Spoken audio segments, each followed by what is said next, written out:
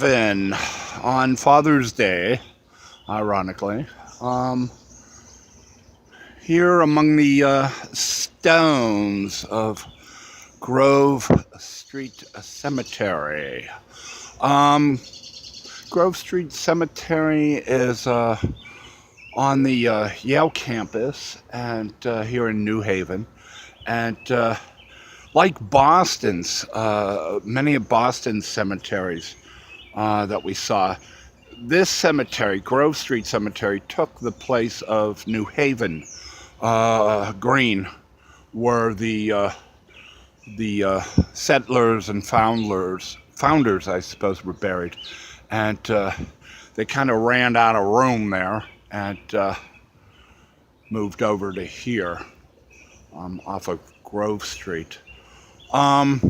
Significant in many ways because it's a private cemetery, it's nonprofit, and instead of just throwing bodies helter-skelter in a field, this was kind of one of the first cemeteries that had a plan outside of getting rid of the bodies. This is one of the first cemeteries with roads. It had, it was an arranged cemetery with a formal layout and plan. It had roads, and nonprofit, private, and like many cemeteries, old cemeteries here in the Northeast especially, it features some of the world's notable figures. Here we have Noah Webster. Saw him just up the road in Hartford, his birth house there. Well, here is his stone and family plot here in Grove Street Cemetery.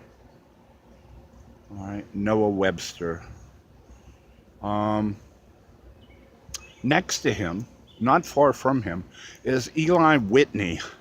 Now, when I saw that name on Wikipedia, I'm wondering, I know that name. I know Eli Whitney. How do I know Eli Whitney? And it's like, I Googled him, and he is the creator of the cotton gin. Okay. The cotton gin, which made picking cotton easy, okay? For you young folks, no, it's not a drink. It's not like a lime-a-rita, but only gin. No, his invention made picking cotton easier than just field hands, if I remember my grade school history. Okay, these two are the most notable, Noah and Eli there. Aside from the history of the cemetery itself. Also, there's one more guy here that I want to see if I can show you, if this camera will work, that we've seen around the country. Now here's a guy we've seen mentioned all around the country, and notably in universities. For some reason, we saw him mentioned in Boulder. They honored him with like a ballroom or something on the Boulder campus, in Student Union, I think. In Pittsburgh, also at the University of Pittsburgh, we saw him honored. Because I think he was born in Pennsylvania, southwest Pennsylvania. But Glenn Miller, the big band leader,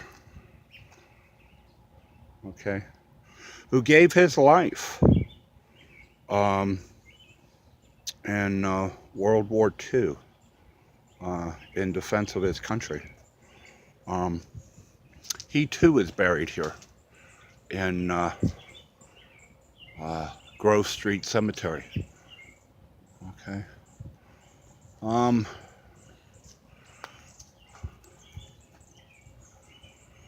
from New Haven and Grove Street Cemetery.